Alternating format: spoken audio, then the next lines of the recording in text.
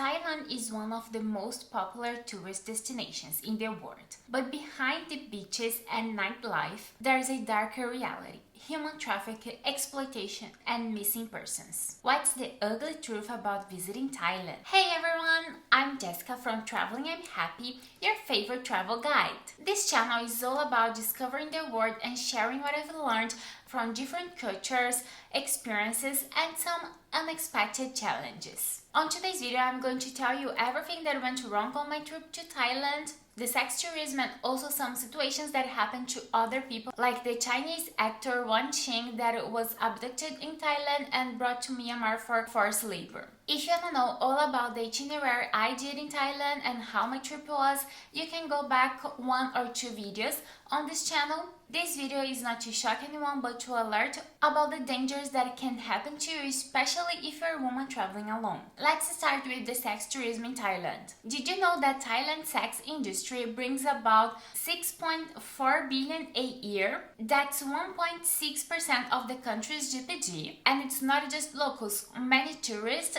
most men contribute to this. Estimates suggest that there are anywhere from 150,000 to 250,000 sex workers across the country, with some reports indicating that there are thousands of children at risk. And here's the reality. While prostitution is technically illegal, enforcement is inconsistent. Tourist hotspots like Pattaya, Bangkok, and Phuket continue to thrive. This isn't about just numbers. It's about people's lives, and many of them are vulnerable to human trafficking. I watched a German documentary to help me to understand more about this topic. You can find this doc at YouTube, and the name is Sex Tourism in Thailand, in Schatten des Hotellistes. It's by the NGR Story channel. This doc dives deep into the impact of sex tourism in Thailand, especially in Pattaya. And here are the main topics they covered. The NDR team spent 2 years investigating Pattaya, one of the top destinations for sex tourism in Thailand. They documented cases of minors being forced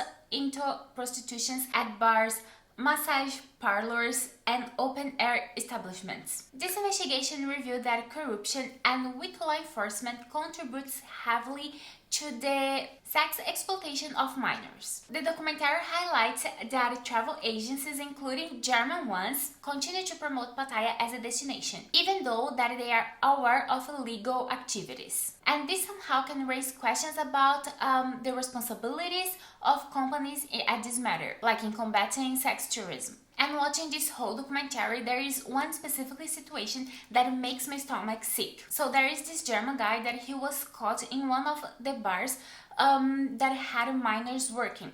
So there was an investigation, the bar was closed, and this German specifically was there, and he was fined by the Thailand authorities for underage SA or rape, if you can understand me. He managed to get away from prison by claiming he had to pay other cops and other authorities to let him go, like corruption. He claimed to have spent around 15,000 euros between lawyers and other authorities that he had to pay so he could be released. He even did a video like giving the money to those corrupted police officers. There is one time that this guy is saying he was falsely accused, and he had some photos of the girls he was with it, and he showed some of those photos of the girls that was actually working at the bar to the reporter, and then the reporter asked him, so those girls clearly have the appearance of children, so the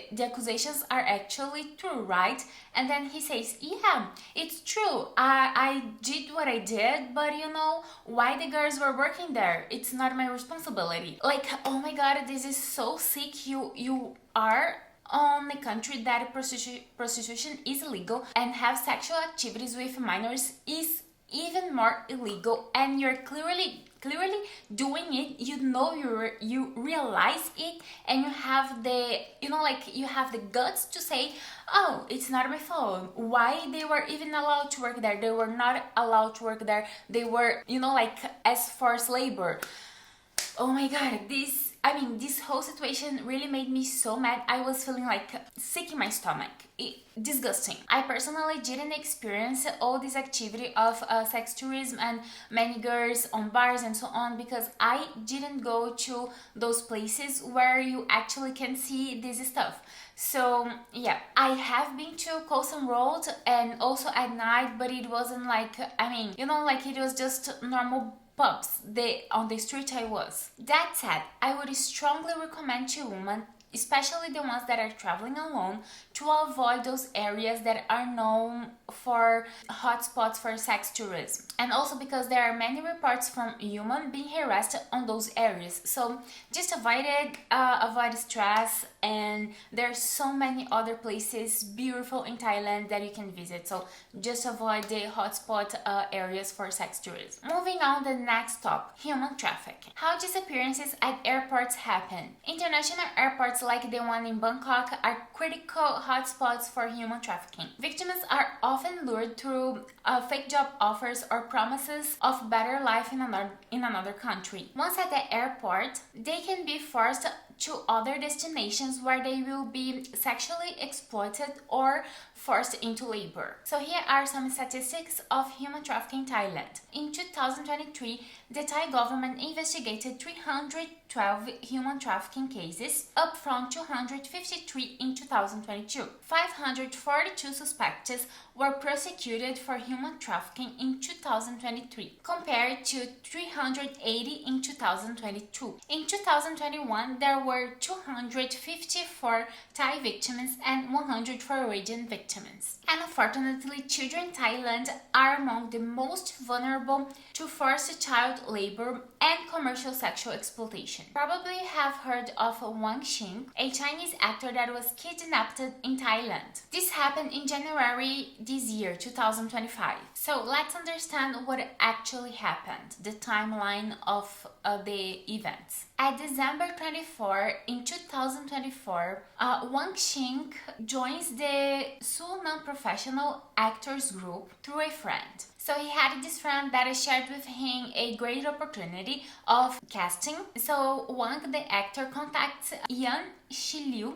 I'm very sorry if my pronunciation of the names are not that good, but let's continue. This person claims to be a casting coordinator for the GMM Grammy, a Thai entertainment company. This is a real company, and of course the company later denies any involvement. So it was a person pretending to work at this company. At December 26, Wang did the audition video recording. So his girlfriend helped him doing this video, and on the following day he receives a call or the news that he actually passed. On December 30, Yan started having doubts, and he initially refuses the offer. So Yan, the guy who was pretending to be the coordinator at the GMM Grammy, convinces him to accept the offer. And the way he does that is saying Wang is irreplaceable and the company wants him for future international projects. So January 2nd of 2025, Wang leaves Shanghai at 9 p.m., arriving at the Bangkok airport around 2 a.m. on January 3rd. So at 3:40 a.m.,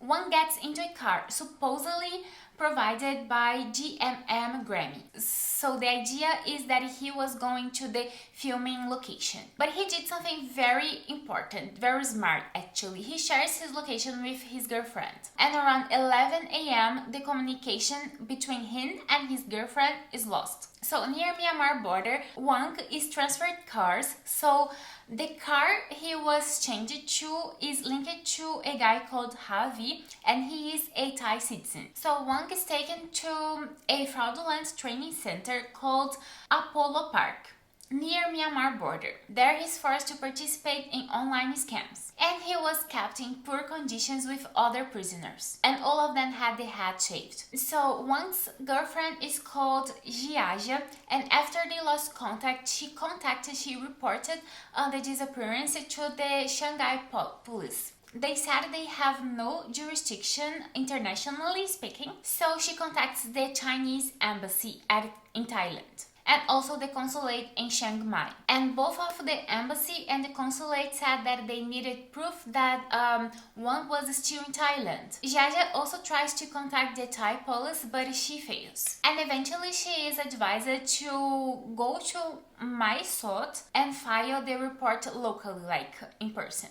On January 7th of 2025, Wang is rescued from Sri Koko and he's brought back to Thailand. He was found with other Chinese citizens and all of them had their head shaved and were forced to apply scams online. So Thai and Chinese authorities cooperate on the case together, highlighting the growing problem of fraud centers along the border. So I took those informations from the article of The Guardian, and on this article they highlight that actors and models are high-profile victims, but they are among hundreds of thousands of other victims missing. So don't think you are immune and stuff like that cannot happen with you. It also happens with very normal people. I would say travelers are also high-profile victims, especially solo travelers that are willing to stay longer in each country and also work along their journey. Let's check the case of two Brazilians that also were victims of human trafficking in Thailand. And one difference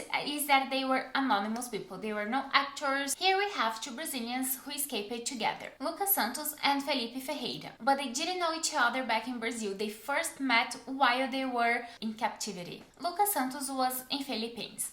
I don't have the exact info if his plans was to travel around Asia, but the fact is he has been in the Philippines since early 2024 and he was working at a casino. A few months later of his arrival, the casino was closed, and since he didn't have money and no other way to support himself, he needed to work. He started looking for other jobs in the region. Eventually, he got an offer to work in tech in Mai Sot, a Thai city near Miamar border. The trip was scheduled to October 7, 2024. However, Luckas was taken by criminals to Kakaka Park, where he was forced into labor. And the labor was also applying scams online, online scams. Phelipe was taken hostage in November 2024. So he had already had experiences working abroad, like in 2023 and 2024. He got an offer to work in Uruguay, so he was working there. And while he was in Uruguay having other experiences working abroad and living abroad in other countries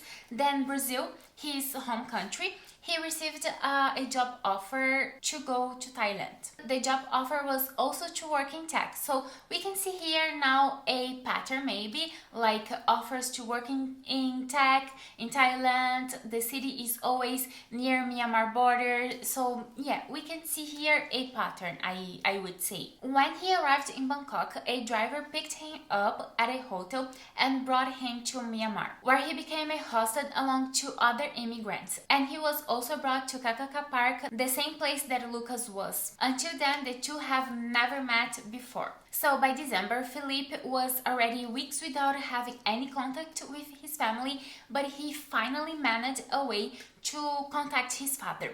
And his father contacted the local police, like the Brazilian local police, and he was advised to contact the Brazilian embassy in Miamar. And Luckas also managed to communicate with his mother. And his mom started sharing his story online. And that's how both families also started communicating to each other.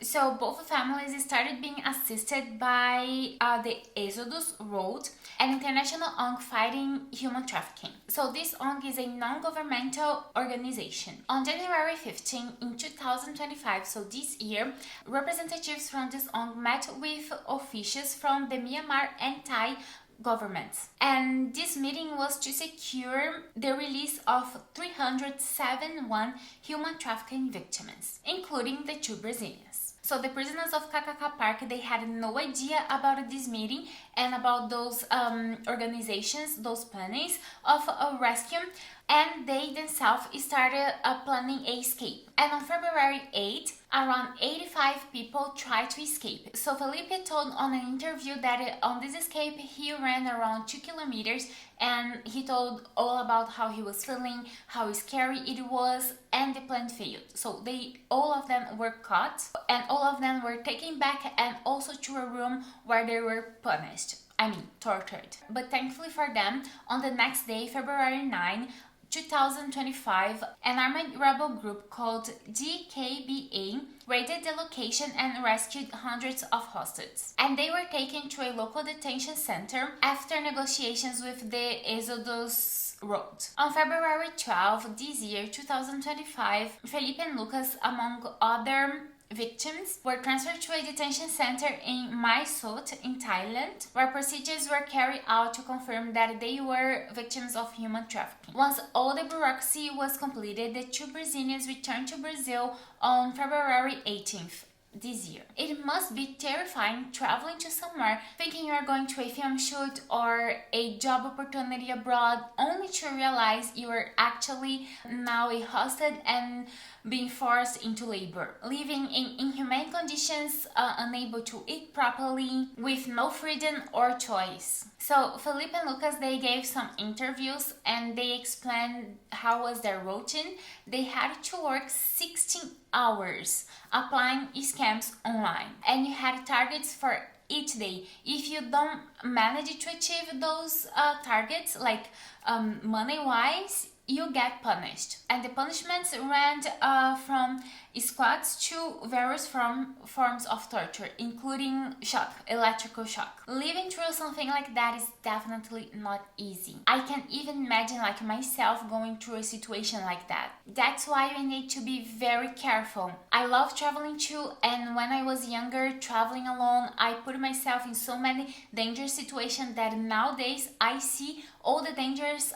I faced and all the things that could have been so wrong, but thankfully it didn't. And now that I have learned a lot, I also want to share with you guys like tips for being more safe and stuff like that, you know. And you know, you never know, like when situations like this can happen to you. You may be doing work packing, you know, like those places that you go work and have free housing or free meals or stuff like that, or you maybe are just doing a backpacking around the world and you need to work to also have some money to continue traveling, or you are just a nomad digital and you can work from anywhere, and maybe you find yourself needing to work at the country you are.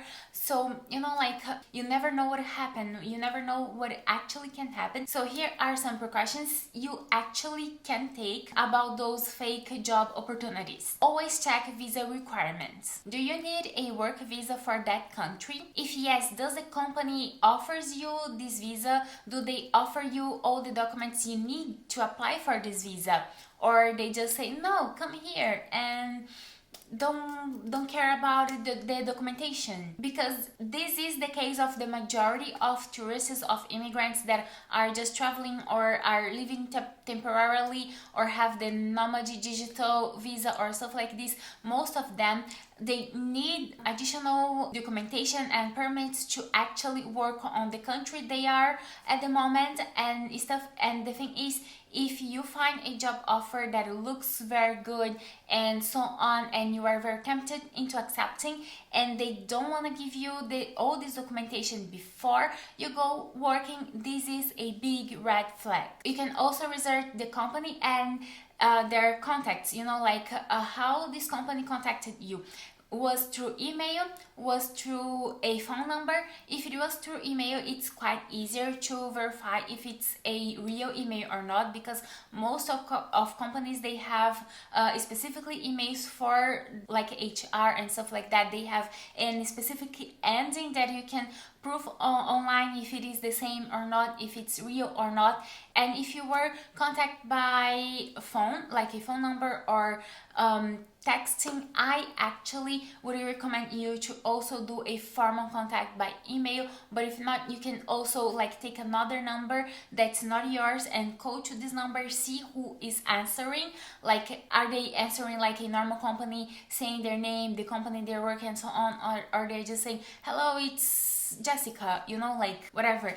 this is also important, like you can do those small checkup steps to verify if the contact is real or not. And as I said, never accept contracts through WhatsApp or Telegram, because chances are, there are statistics say there are huge chance it is a fake job offer. And then you never know, once you are on those schemes and you were caught by criminals into a human trafficking, and you are now a human trafficking victim, and you are there, you will have to work, you have to do anything to survive and escape punishments and do, like, it's gonna be worse. So better to be precautious than to to fall into some kind of those situations. My personal experience in Thailand was mostly positive.